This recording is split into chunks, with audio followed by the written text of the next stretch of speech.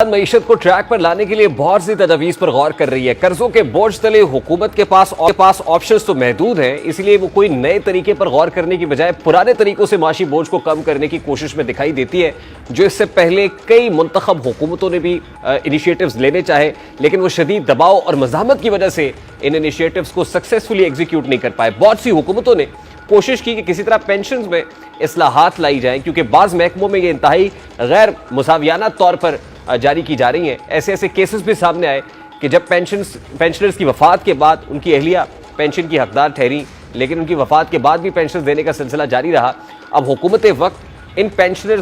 کی پینشنز میں اصلاحات کے لیے پر تول رہی ہے۔ ان اصلاحات میں جو تجاویز دی جا رہی ہیں ان میں سے کچھ بہتر ہیں، لیکن کچھ نہایت متنازع بھی ہیں۔ خبر ہے کہ دفاع اور مسلح افواج سے تعلق رکھنے والے افراد کو استثناء دیتے ہوئے وزارت خزانہ نے پبلک سیکٹر کے ریٹائرڈ ملازمین کی پینشنز میں سنگین اور بڑی تبدیلیاں کرنے کی سمری وزیر اعظم کو بھیجی ہے، جس کے تحت سفارش کی گئی ہے کہ پینشن کے موجودہ فارمولے جس کے تحت پینشن کسی ملازم کی حاصل کردہ آخری تنخواہ کے مطابق جمع کی جاتی ہے، اس کی 3 سال کی تنخواہوں کی بنیاد پر اکٹھی کی جائے۔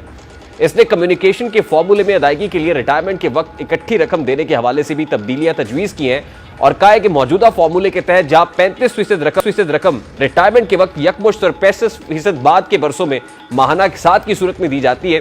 اس کی بجائے 25% ریٹائرمنٹ کے وقت اور 75% بعد کے برسوں میں ماہانہ اقساط پر دینے کی تجویز ہے۔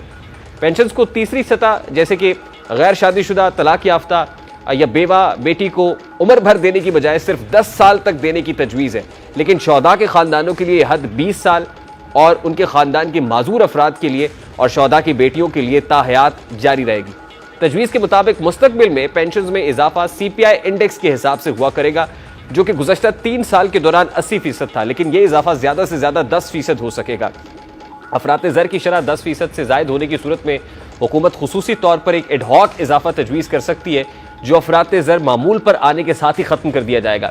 عمر کی مدت پوری ہونے سے پہلے ریٹائرمنٹ لینے کی حوصلہ شکنی کی جائے گی، اور ریٹائر ہونے والے پر کم سے کم 3% اور زیادہ سے زیادہ 10% تک کا جرمانہ عائد کیا جائے گا۔ یہ سمری، جس کا نام پینشن اصلاحات رکھا گیا ہے، وزیر اعظم کو گزشتہ PDM کی حکومت کے دوران بھجوائی گئی تھی، جس میں کہا گیا تھا کہ ملازم کو صرف ایک پینشن کا استحقاق ہوگا، تاہم ملازم کو یہ حق ہوگا کہ وہ زیادہ رقم والی پینشن کا انتخاب کر لے اور دیگر جو پینشنز ہیں ان کو جانے دے۔ موجودہ قوانین کے تحت بچے یا شریک حیات کی موت کی صورت میں پینشنرز کے لواحقین کو ایک سے زیادہ پینشنز وصول کرنے کا حق ہوتا ہے۔ مثال کے طور پر شریک حیات بچوں یا والد کے انتقال کی صورت میں پینشنز ایک شخص کو جاتی ہیں، البتہ سروس یعنی فوجی نوکری کرنے والوں یا شہداء کے خاندانوں پر اس کا اثر نہیں پڑے گا۔ وہ افراد جنہیں پبلک سیکٹر میں دوبارہ سے نوکر رکھا جاتا ہے، انہیں تنخواہ اور پینشن دونوں کے فوائد دینے کی وفاقی حکومت مجاز نہیں ہوگی۔ متعلقہ ملازم کو یا تو تنخواہ اور یا پھر پینشن میں کسی ایک چیز کا انتخاب کرنا ہوگا، اور بطور فوجی نوکری کرنے والے کو اگر کسی سرکاری عہدے میں دوبارہ سے نوکر رکھا جاتا ہے تو اسے البتہ تنخواہ اور پینشن دونوں 60 سال کی عمر تک حاصل کرتے رہنے کی اجازت ہوگی۔ فوج کی نوکری میں ریٹائرمنٹ کی اوسط عمر 20ویں گریڈ سے نیچے 50 سے 52 سال ہے، 19ویں گریڈ میں 46 سے 48 سال ہے، 18ویں گریڈ میں 42 سے 44 سال، اور سپاہیوں کے لیے 38 سے 40 سال ہے۔ اب یہ مجوزہ ترامیم ہے، سمری کر لی گئی ہے، اپروو ہوتی ہے نہیں، کیونکہ کیئر ٹیکر گورنمنٹ ہے، اپروول کے چانسز زیادہ ہیں۔ جو الیکٹڈ گورنمنٹ ہوتی ہے اس کے پاس اپنا ووٹ بینک لوز کرنے کا یا